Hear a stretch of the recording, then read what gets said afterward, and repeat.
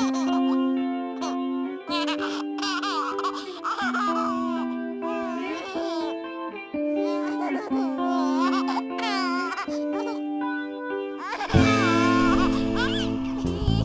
let's get started, and let me ask you about Los Dos Laredos y más. Well, like I said, I started thinking about this concept a year and a half ago or so. Of course, a lot of the works here I date back to 2014. Sorry, I'm jumping ahead, backwards, forwards. And so this is a culmination of my work, but all of this is driven or influenced by the fact that I grew up on this border, this line, this in between, this and that, the other, the English, the Spanish, and between these two cultures. So it's a culmination of that. But when I decided, when the center came to me to do this, I thought to myself, I really wanted to have that feeling again. I wanted to have that feeling that when I was 12, 13 years old, or 11, I can't remember, you had just enough money to get on the bus to come downtown, and I would go. I had two tias, my tia Mage and my tia Chela. Tia Chela lived on the San Agustin Plaza, and my tia Mage lived on Lincoln. And so I would wander around. I'd go across the river, go buy my mother something she didn't want for her birthday, and then I'd go visit my tias, and they'd call my mother and say, Ethel's wandering around downtown. If she doesn't get to your office by 5, we'll go look for her. But I knew to get to my mother's office by 5 because I only had bus fare one way. And I don't know what my brother and sister were doing, but that was a real freedom. I mean, a child to be able to go to another country for the afternoon and then come back and have dinner in another country. I mean, this is amazing. So I wanted that memory I have all the time thinking about that, and I wanted this show to have a bit of that feeling of what we had or what was or what formed me. So and the mas, of course, is because you have to also travel with me to the other places from the time I left Laredo to now. Yes. So, growing up, you said you have a brother, sister, your siblings. How was the family life? It was fantastic. I mean, my mother was widowed very young. My father was Guy Patterson Shipton. My mother was Angela Palacio Shipton. My older sister is Patricia Shipton. And my brother, who many of you know, lives here in Laredo, Tim Shipton. He's quite the man about town and amazing Mr. Laredo. But we had grandmothers, we had a whole family that kind of took care of us, I mean, in a sense, and a community. I'll tell you another story. When I got married I never remember the date, but my husband's here, so I think it was 2002? 2002, Nate says. 2002, actually April 13th. Well, it was pretty loaded because my brother and sister and myself, our parents weren't there. It was a big deal, and it was pretty emotional. In fact, we were all getting a little emotional in this crazy little car I decided to drive in, and it was hot and sweaty. I was like, oh, let's get this done. And so when I finally was able to step back, I realized that I had like 5 sets of parents. I had my tias there, my tios, Mrs. Deutsch, Mrs. Zuniga, the Glassford family, the Greenblooms were there, and I realized I had a riches of parents, and that's this place. It was pretty amazing. I just was like, what are you worried about? My God, there's so many parents. And what about the, I guess, like young influences to become an artist? Well, I have to say that my grandmother Palacios was really creative. She was a first grade teacher. But she also taught us how to sew, to upholster, to redo the, and I'm very hands-on that kind of way, to redo those chairs. They're the garden chairs with the straps, the ones that are woven. So that was very hands-on. I would go to the ranch as a kid, so you had to learn to do a lot of physical things there too. We hunted. I mean, all those things were influences. Going to Nuevo Laredo and seeing all the different crafts all the time, and they would change from season to season, which was interesting. Like, oh, I should have gotten that. We're not going to get that again. And so that was that. And it was just all those influences and color and smells and the life. That's something that I talk about also, about like how different it is when we are in Laredo, and then as soon as you cross through Laredo, you just have that bombardment of like different smells and sounds, and there's the dog like, eating tacos and this whole thing. So what school did you go to here? Were you here in Laredo? J.W. Nixon High. Nixon. Nice. You did a lot I of think your friends if you were come here out? last night, you knew I went there because it was Okay. a band. I'm still blushing from it. Okay, great. And did you go to San Antonio, or where did you go after? Oh, high to the school? University of Texas in Austin. Oh, okay. Yes. But here I played tennis too. So in Laredo, that's where we spent most of our time. I didn't go to art class. I didn't do art then. I just played tennis a lot with my friend Lisa Deutsch and Lisa Zuniga and others. So. And how did you shift from like, I mean, were you wanting to be an artist right away? No, because you're not. How are you going to make any money? Yeah. So I tried architecture for a little while, psychology for a little while, but I always took art classes, and then by the end of it, well, that's where it all landed. So. Nice. Now in college, any professor or anybody in particular that I had sort a of- photo professor, Okay. Lawrence McFarland, that was pretty influential, but I was pretty shy, and my siblings and I worked our way through college, working for the state of Texas, and I was lucky enough to work as a house photographer for about 10 years in another life, which was pretty influential, I guess, because I got to do a lot of photography, and it was old school black and white photography in the dark room, learning how to do that. And I think that you see some of that with the silk screens, because obviously it comes from a photography base, and so you take a picture first, and then there's a process where you have an emulsion, and you burn the emulsion with light. It's all about light, and then you have the screen, so the negative part becomes the ink part. So that's how that's the process. So I think, in a lot of ways, most of my influence is everyday and trabajo, whatever work you're doing. I have to say, I don't. It's not like, for me, it's not from total art history or studying something. It's really a day to day, and read the paper and figure out what's going on in the world, and Yes. it's much more guttural for me. And also just the way that you going through that long process of silk screen, you have the idea, you have the text, and instead of just writing it down and showing it like that, you go through this whole process. Why do you do that? Because you can make Making it more. You can make more than one, but I think the process probably comes from that photography process. It's a comfort, an understanding of the method. Yes. I think that's part of it, the excitement of it, but and it comes straight from the camera, really. Yeah. I mean, even the word, oftentimes some of the ones that just have words in them are taken from something I found on the street as well. Not many of them, but lots of them. Yes. From conversations? Or? No, for instance, the one behind us that says, "Be careful with each other so we can be dangerous together." That was something I found graffiti on the streets of Berlin when I was lucky enough to have a residency there in 2017. So, the streets speak to me. Yeah. So, not in a voices way, but and how do you decide from listening to so many things or seeing so many things? How do you clean that up and say okay, I'm sticking with this one? Well, I think it's the one that keep popping up in your head. And I know that you maybe didn't, and it's easy to miss, but there's one on the front wall that says, and it's just something that came to me in thought one day, and it kept coming back to me. There's a beauty in time, you just have to listen.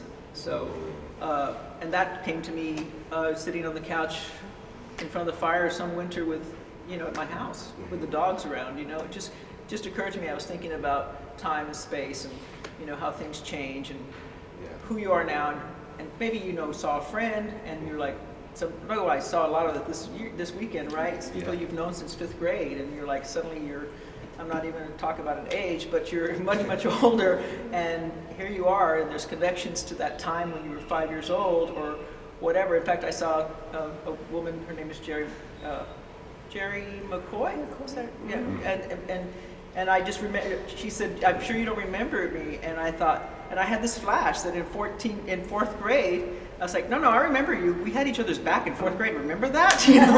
Like we would check with each other. And so there's those things that just kind of resonate back and forth, and those things make you think about that saying particularly. Yes. And what is your like studio routine? Do you have a routine? How are you as an artist? Like, are you Well, I'm not one of those all the artists. time? No, I'm not. I'm not one of those artists. I carry a lot of it in my head, like just thoughts and thinking about things, and so usually it's I'm sussing it all out of my head. Maybe some journaling or writing, and then I'll see what I want or need to have or how it should look, and then I just have to make it. Sometimes, for instance, like the swings. That's just something that I was like, yeah, I got to do that, like a physical thing. So I move sometimes back and forth between prints and mostly prints, and then physical pieces on board, like you see the one with the Texas map back there, and sculpture. But most recently, I'll tell you a story about the Seesaw. The Seesaw I made in 2015. And I made it for a particular thing that somebody asked me to do, and I thought, well, this would be fun. I always wanted to make a seesaw that I'm almost 6 feet. Well, okay, let's be real. I'm 5'9" now. I was once 5'10", but anyway. And I always thought I want to feel that joy of 12 years old before the world gets complicated, where you're just a child still. And to be this tall, I thought, that's why it's difficult to ride. I want to feel that joy of being 4 feet in the air, that kind of freedom. And so that was the moment that I decided to make that seesaw. It had nothing to do with any kind of, it was just to feel that joy for just that moment in that time that you were on that seesaw. So it just brings you complete joy. So it happened, so it's very heavy. And so I moved it around my studio for a very, very long time. And finally, I just threw it out. I just threw it outside of the studio, and then I thought, well, and then this came up, and I thought, I gotta make that seesaw again. And so I started to make the seesaw again, and wood isn't what it used to be. And I made the seesaw, and maybe it's a metaphor for the next piece, but it totally twisted and was out of line. Like everything was screwed up, literally, like just and. So I had to take, just like everything else, I had to take the old seesaw. Nate had to come home from work at 5 after teaching school all day, and we had to put it through a planer, and I had to revive the seesaw, which was an interesting kind of metaphor for reviving your time to come home. It's like a rebirth of a place or something you had. And so now, even though the piece itself kind of was its own thing, I guess you were a little separated, but now it's influenced you back into thinking. And it was always about, because the arrows are in different directions. I mean, even when I made it, it was about moving together, but going in separate directions, like being an individual on each side of the board and having to negotiate that space and time together. I mean, the seesaw does that anyway, but I always made it with the arrows to emphasize that these things go in different directions. Right. And you said your husband is an artist? Yes, he is. He's right there. Nate Cassie. Raise your hand.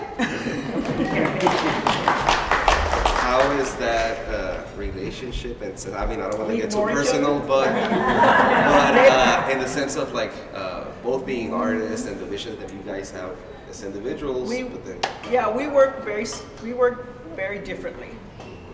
Nate's, he can speak for himself, but we'll all speak for him today. Nate is more of an artist who goes in, regularly to the studio. And I like to say that Nate, when he starts a body of work, for instance, right now he's making ceramics and handmade furniture, like with hand tools, the whole thing, very difficult. But Nate will go into and you can correct me, but he'll go into something like an area that he's interested in, and I describe it as Nate goes and touches the drain of the pool, like to all the way, and then comes back up with whatever he's working on. I am more like, give me 5 things to think about, and then, it's much more different. It's very different. I really like how you move through, like you said, like different medias, and I don't know if you already answered this, but like how you decide where an idea becomes a screen print and then the other one becomes a sculpture, or it just feels it's just right right. for it to be, Yeah. It's just I mean, I often say that the piece dictates the materials. Mm-hmm. Yeah. So, and that's kind of the same thing. It's like, well, you can't really. I could draw Seesaw. Yeah. But exactly. yeah, but no. And now, can you talk about a little bit about the tape pieces? Oh, the murals. The murals.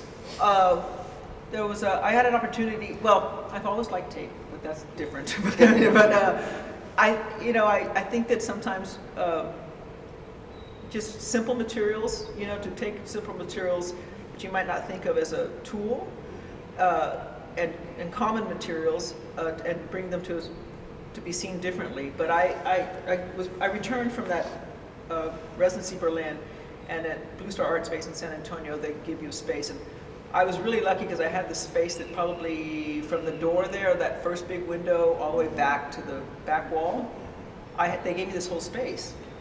And it was at the end. It's a long gallery, and it was at the end of the gallery, and they had a wide door. And I said, no, we got to bring the door into a regular sized door. And then I got to have all these 4 walls to do this tape mural, and I just had it in my head. And I had 4 assistants, all these young women who I adore, and I did like stick sketches. I was like, I want this, and I want this, and they just started, and use whatever color tape you want, and they started to become this landscape that had agaves and chickens and chihuahuas, but then it had tall buildings and short buildings and little houses, and it became a mezcla of big city, European city, San Antonio, Laredo, whatever. It was kind of a feel of life and another space and time, and I guess you could say an imaginary space, but it resonated because there were parts and pieces that anybody could relate to.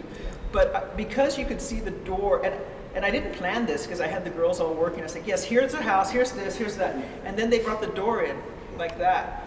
And one of them was a house that was kind of representative of our house. And we have a doormat that says hola.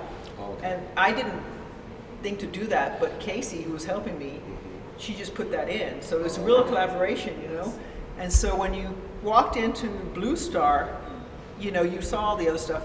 It was all really nice work, but and if you turned to go to that last gallery, that doorway just brought you in like that, and you just saw the hola, and when you walked in, you had the sensation of another world because it just went like that, Yes. At least that's how I saw it, but some of you saw it. So, and so that was really great, and that was inspired by a piece I did in Berlin because there was another little space. I got to Berlin not knowing where to go to get any supplies.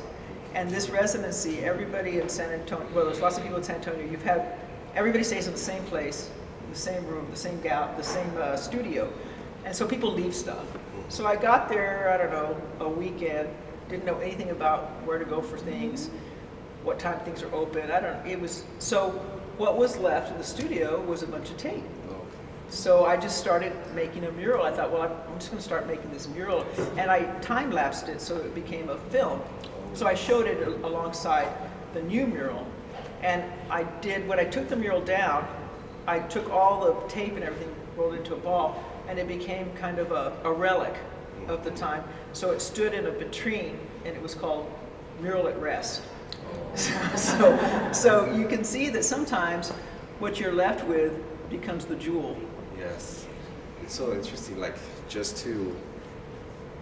love just the way to think like an artist like that. Just from somebody leaving something behind to making it something, and then becomes almost nothing, but yet it is something. That's beautiful. How was your experience earlier with the kids? Oh, the kids, that was great. Ethel gave she gave a class to young elementary students. There were about 12 students. And so I'm asking her, how was that experience? I guess with different... Right, Rosie and I talked about it, and she said, well, maybe we could do some screen prints or this and that. And I said, let's just do tape drawings. It's super clean. So and the kids, I said, this is a place to have fun.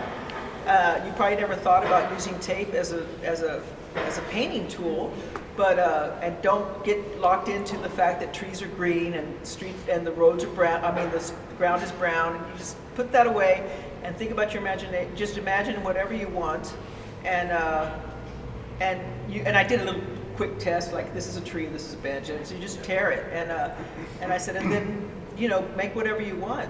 It's supposed to be fun. It's supposed to be free, and there were some really amazing things. There was one child who had to. She was really a sculptor. No, the giraffe was cool, but I think she's a sculptor because she had to kind of make a little bolita because she was making the crab. They had to have dimension, so they had to come off the wall. They had to come off the page a little bit. And I was like, "Oh, you're a sculptor," And she goes, "Well, I really like painting." I was like, "No, you're a sculptor." So it was interesting, and really, the little girl that took the giraffe, she gave us both Rosie and I credit on the back because we helped her with some decision making, which I thought that was pretty nice. But yeah, it was like one of those things that there are not any rules to this. Throw away all those things that it has to be perfect. It doesn't have to be perfect. Yeah. It has to be what you want it to be. Exactly. And just embracing that. What about, I guess, going back, living in San Antonio? I know that growing up myself here in Laredo, we didn't have that influence of like the Chicano art movement or feeling that, belonging to Chicano. Was there anything that you felt once you were in San Antonio? I think that I think in some ways I live in between those two worlds. There's an appreciation of it, and I love some of the. Seesaw's work's amazing. I mean, I feel an affinity to it all, but it's certainly not something that I have to express that way. Yeah. It's not. It's obviously. I'm more influenced by maybe Judd or something that's more minimalist than that, but also bringing in just real life for this particular one, the swings or the seesaw, like something that's tactile, something you can touch, something you can be a part of, which I think is important as well. Yeah. And even like the language, because I was reading one where it says "I get pretty" or "pretty," but it's spelled like "pretty" the way that we, and I really like that. So, I mean, I don't know. I want to open it to questions that we might have from the audience, but also I would like to have like an art walk where we can talk about pieces in particular. Sure. Do you guys have any questions right now? Yes. And then we can take a walk. Hi, I'm Samantha. Hi, Samantha. I'm here from Laredo, but I really resonated with some of the pieces that I walked around. I just took a quick glance, but it really struck me what you said about kind of living like above or beyond the Chicano movement. Oh, yeah. Statement. I just thought it was interesting because we did have some Latinas here, and it was such a big thing, and I felt like I was really missing out. Not being able to make it to the show, but I feel like in some ways I lived that day, and it was really interesting. I just thought if you had anything else to add to that. Well, I think that's one of those things about being on the border and being from this part of the world and being influenced by all this and the appreciation of it. It's just like the music. Do you only like Tejano music? No, well, I love Tejano music, but I also like bluegrass or so in some ways because of where we are I'm assuming you're much younger than I, but because as we move in time and generationally, the influence are you take those things, but you have to have your own language. So Seesaw's language is super strong, and we all love it. I mean, I want one. I mean, I can't have one anymore. My sister has one, but I'd love one of his drawings. I mean, he's an amazing and an important artist, and he's at the Smithsonian Portrait Gallery. I mean, this is huge because that's an influence of he's representing Laredo in a particular way and this region in a particular way. It's just not my vocabulary. It's part of my essence, but it's not part of my vocabulary. Well, I'm going to add to that with something that you wrote in the statement where it says, "I am grateful to not be from the edge of one place, but from the outer boundary of two places." Yeah. And that's where that whole influence, the language. Definitely. I definitely think that there's a lot of, a big feeling of underwhelming exposure for people in Laredo and how they experience the world here, being from so many different places. So I think it's really nice to see your work and kind of see that come through when you're thinking about it, instead of just physically or subjectively representing the ideas that everyone thinks to go to. Right. I will tell you guys that we haven't quite got it together yet because it was a pretty fast and furious turnaround for this from Seesaw show to from Ana Laura's show to my show. But when you come back, if you come back, well, we're working on a soundscape where I have a few stories that people have given me or shared with me, and this is specifically to your question. And I think the sounds that I'm going to include, of course, are traffic, gallos, of course, dogs barking. But I didn't want to presume that I would lock myself down to one song or one. So there's not going to be any music in it unless it's ambient sound that we push into some kind of soundscape. Because I felt saying in the same vein that there isn't any one thing that I feel like is just mine. In part of my vocabulary. So I'd rather take, much like my work, I'd rather take the sounds of the world around me and make that the music. Thank you. Mm-hmm. Yes, Eric? Yes, Eric? First, thank you so much for your show. Thank you for coming. Well, listen, this is, I'm trying to think of how to ask this, but it's putting optical art for the eyes and the mind for conceptual, sort of juxtaposed. For example, your prints may be more optical and signs to the thing I can't get out of my mind, which is this triptych of the three brown, those white lines, which is so severely minimal. I mean, I want to ask the conceptual question of translating from an experience in your life, how it gets into an object from the mind, for our minds to contemplate. Well, I'm going to simplify it. Thank you.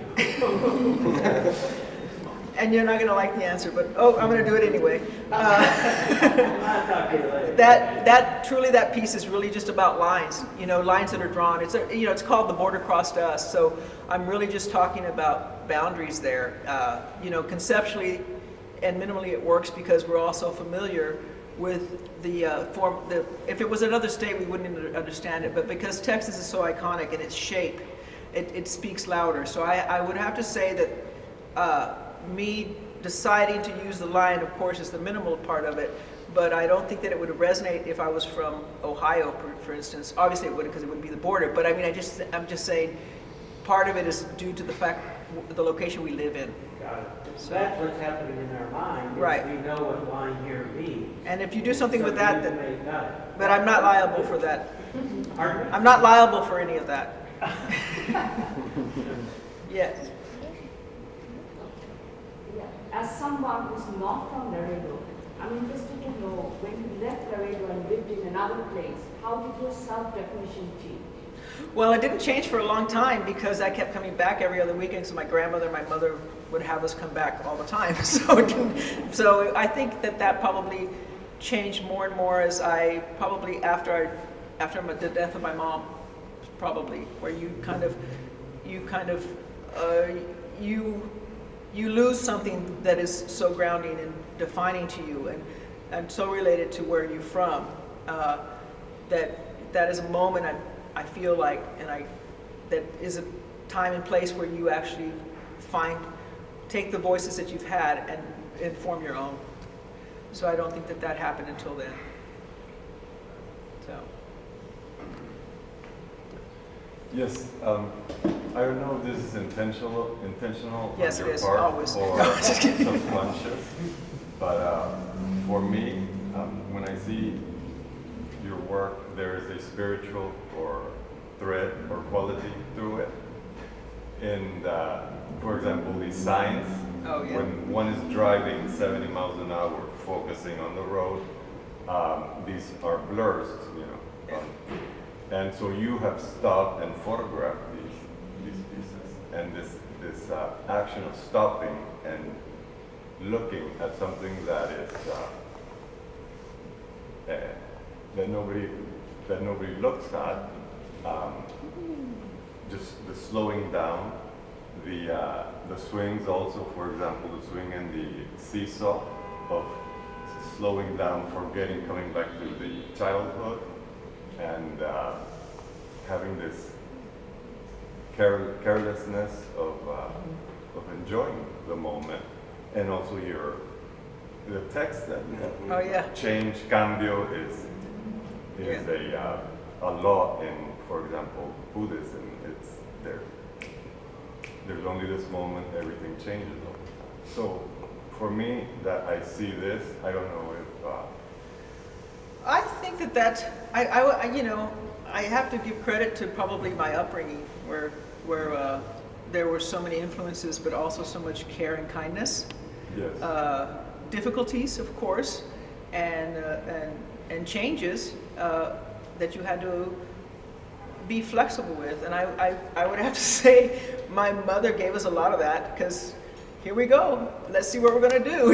Like, let's make this happen. So I think that comes from that. And I would say that I probably didn't realize those things, because it was very difficult for me to sit still and kind of contemplate things until I was probably 43 to 45. It wasn't until then that I could kind of sit still and hear. Oh, Patricia says that I still don't do it. Thank you, my sister. I'm much slower than I used to be, but that may be for other reasons. Yes, Lyle Williams. Yes, so this sort of follows up with your point. When I look at the work, I think about how incredibly lucky we've all been. I think about, traveling with you here in Laredo, Mexico City, Ranch. I mean, we've had, this incredible time together. And I think one of the things that it has informed my experiences with you is a very simple philosophy that you've espoused over the years, which is, in order to really get back to who we are, to enjoy ourselves fully, we have to forget our age, and we have to go back to age 13. And we need to rediscover the joys, the simple joys of that age. And to this day, Keith and I were in Arkansas this past summer, and you were mentioned almost every day. Oh, thank you. Because we would get up and we would say, okay, what do we do? And we'd say, well, Ethel would say, live your life like you're 13. Yeah. Thank And you, just Lyle. Enjoy the moment. So Thank you, Lyle. I see that a lot in the work. Thank you. Well, I hope that's true for everybody. It doesn't happen every day. We know that, but grab the ones you can. Right. So. Does anybody else have any questions? We can go for. Yes, sir. Yes, that particular photograph, is that an old photograph, or is that a photograph from the old highway? No, it's a photograph I took in 2015. It's still there. But is it on the freeway, or? No, it's in Ensenada. That's what I remember. That particular one speaks to me because it tells me that I'm almost home, Yeah. half an hour or so from home. It also seems nonsensical. It seems ridiculous, doesn't it? Why put no Laredo on there? Well, I think that's important because it was once one place. So for me, the nonsensical is that there's a distinction of a mile. That's the nonsensical to me. Then it grounds me to, that's why Laredo is special, Yes, because it's another country. So of course you're going to put it, because it's another country. right. And so it has that particular meaning to me that, I've seen that sign so many times. And every time I look at it, I say, well, that's nonsensical. I wonder where the location of the sign in Nuevo Laredo, as you're coming into Nuevo Laredo, where you have Nuevo Laredo and Laredo this way, Yeah. You have to go find it. Uh-huh. Any other questions? Can I ask one more question? All right, Eric, go ahead. And it's about coming into a space, Uh-huh. and how you decided where the partitions are, and how you laid it out. I, The structure. I think that the influence of that, I always wanted when I first came to see the space, some of the swings were defined by architecture, because I wanted to be able to, I've shown the swings 3 times, but I've never been able to have it engineered where you could use them, because they were shown in some old warehouse where I couldn't guarantee that it wasn't a crumbling cement roof and things like, things like that. So there was another iteration of these swings where I made them more sculptural, and I had to have them high, and so you could only walk around them. And they did swing, but they were on motors. But it wasn't, it wasn't the way I really had perceived them. And so this was the first chance that I was going to be able to actually have it so where it was safe for people to swing. And I felt just fine that it wasn't going to come tumbling down. So that defined the middle space. So there was a structural element to that. I always had, and in my head, I had that defined, and then the other physicality of having the seesaw on the back wall, because then you had this illusion, you could have the information about the bridge, and I always thought the seesaw would be that metaphor for going back and forth. So it made sense to me to have the whole journey be kind of bridge-like until that middle doesn't. That's a plaza, it references a plaza, and that you have the two other sections serve as a passage like a bridge. So not that they're 43 feet apart or anything, but that symbolized that, so that you would have that sensation of you could say a promenade, but really I was thinking about a bridge. Yeah, thank you so much. I had sort of experienced it as two sides again, with the swings moving in between. That's you, baby. And, yeah. Okay. You can have whatever you want. Thank you. It's just here for the taking. By the way, swinging nose is the best swing ever. I know, right? Yes. It's air conditioned. It's not dusty. These were done, I'm going to tell you like the background of all why I made what. That's going to be kind of the thing, because you kind of heard the theoretical earlier. These were done, I always have to look at the date, 2014. And this was a moment where I had been at a job for 13 years and decided to leave it. And it had been very much part of my identity. I was the head of exhibits at the McNay Art Museum, and I decided to leave it. And we were coming down to the ranch. We have a little ranch in Ensenada, which I adore and love going to. And we were coming down, and we came down once, and I started thinking about all these exits, and returning to something that was grounding, like going to the ranch or Laredo, and kind of reevaluating where and how I was going to move forward from having been at this one place for 13 years and having it be very much part of my identity in the art world in San Antonio, and how I made my money, and that kind of thing. So there's actually 7 of them, and they start at Divine, which I think is pretty funny. So, Divine, Pearsall or Dilly, which one comes first? I always forget. Pearsall, Dilly, Catula. I have one in there too that's Freer de Ensenada. That's that one where you can make a choice. Yeah. But I was thinking about this. I was thinking about exits because I had just exited, and Nate's heard this many times. But then after I made them, it occurred to me that an exit is an entrance. So I could do anything. So I no longer felt like it was a dead end, but actually an opening. So that's the reason I made these prints. So. And I've been lucky enough to have them collected, and there's a series at Ruby City in San Antonio that they collected, which I'm very honored to have had part of. This is the idea that this is the bridge. These are the banisters of the bridge as you cross. And then this has hints of San Agustin Plaza. This is kind of the facade of La Posada, right? This is obviously a bench from. So it just has to have a feel of it. It's for your imagination and your psychological voyage of your own to find your way through it. If you find things that are familiar and comforting to you. So this is the first part of the bridge, right? And so here, this piece is called Texas Swings, and I think it was made in 2015. This piece particularly speaks of being bilingual because oftentimes, and it was for me, I'm not saying that I speak English or Spanish either well, but I speak both a little. And Spanish was our first language, or my first language. So it's on the ground, it's closer to the earth. And then we always have where the English, as you see they're cut out, the English comes over it and shadows it and layers over it, just like our worlds do when we start to move further and further away from the border and further away from our roots. So that's what this piece is about. It's also, I put it here to have, and this is a classic Plaza tape. I also did it, with very humble materials. The piece is just as much about the tape as it is about the swings. I mean, it's just blue painter's tape. All the words are cut out by hand.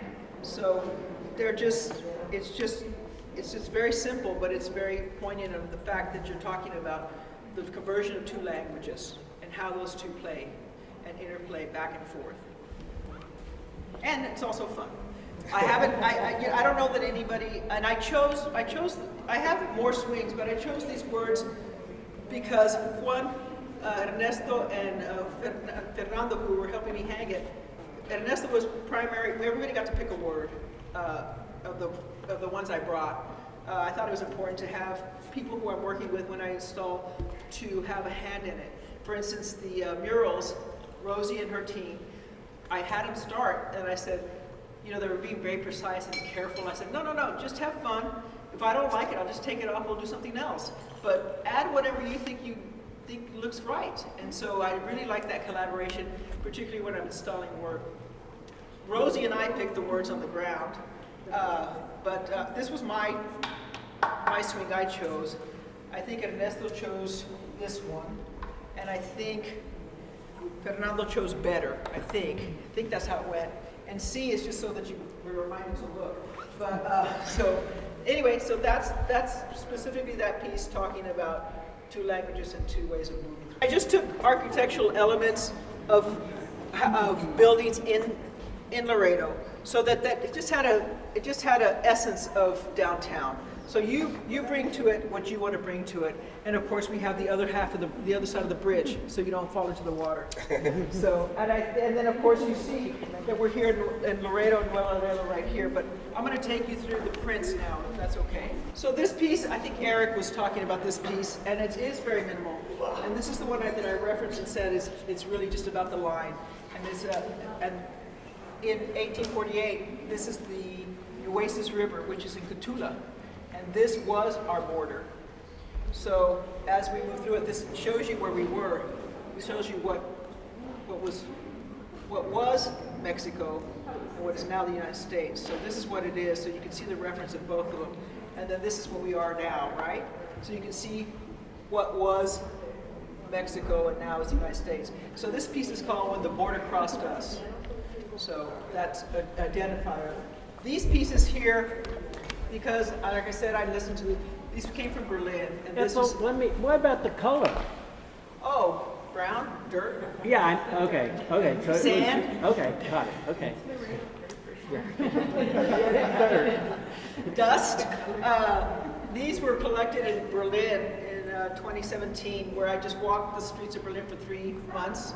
And I didn't take any public transportation for those 3 months, except for the last week I was there. And I remember just walking around with my GPS forever and ever.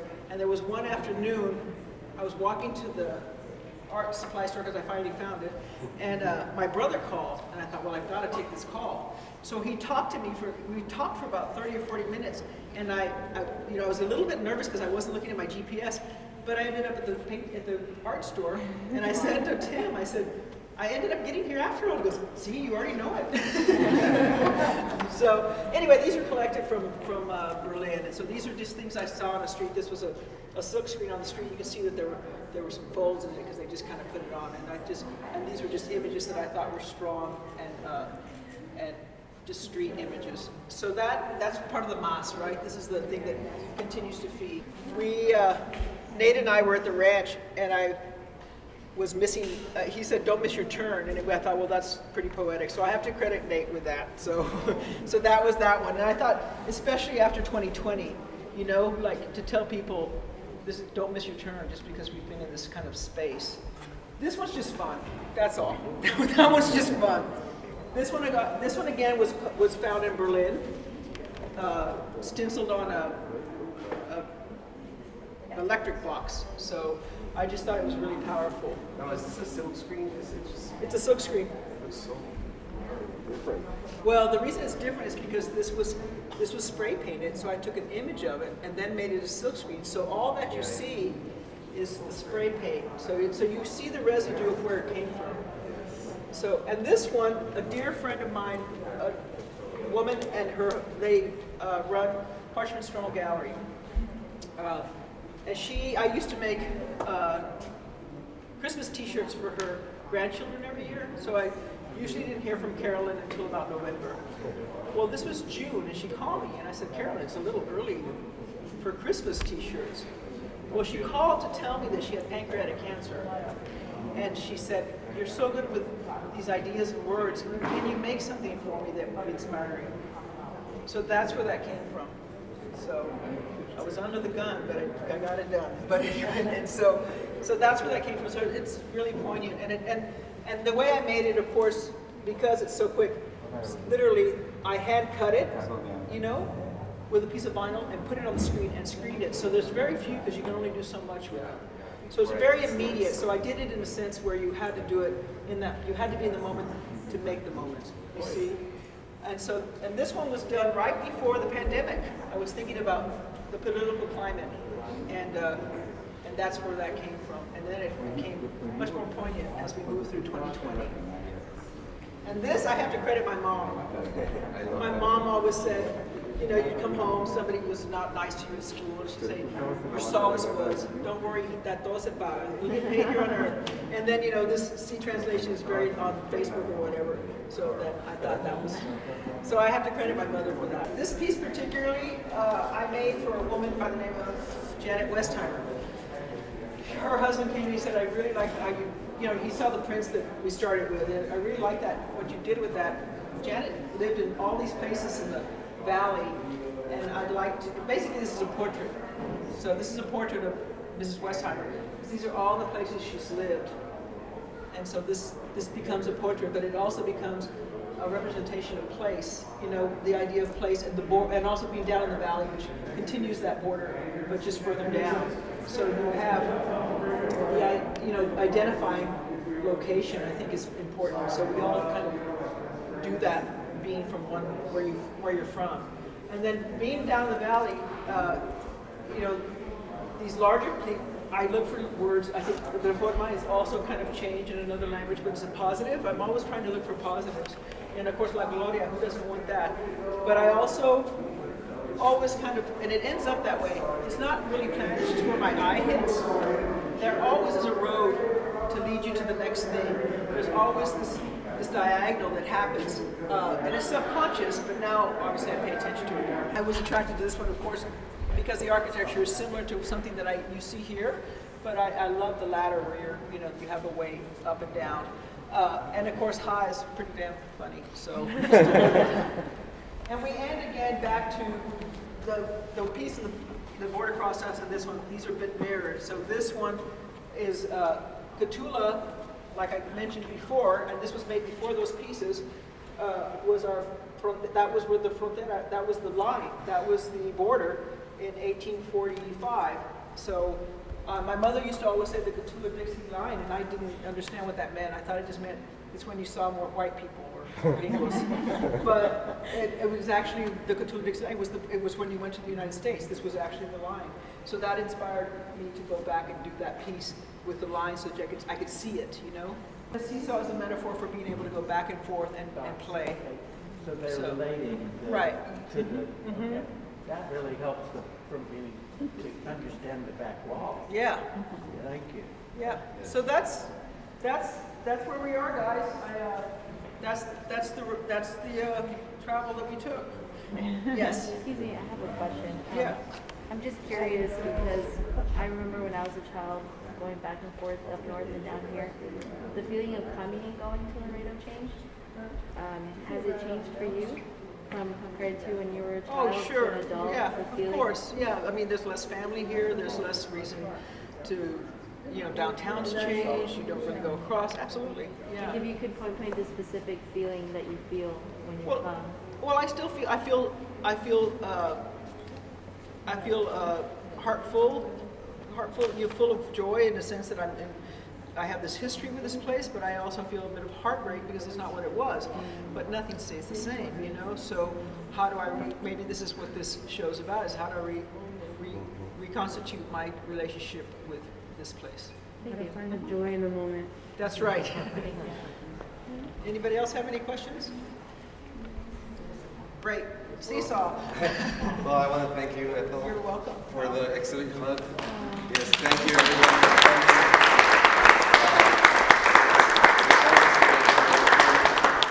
We're just so honored, and this is home. Yeah, it is home. It absolutely is. I mean, it's home always, but I hope that you come back and visit and experience it a couple more times before it goes away. Yes. Thank you. Thank you, everybody.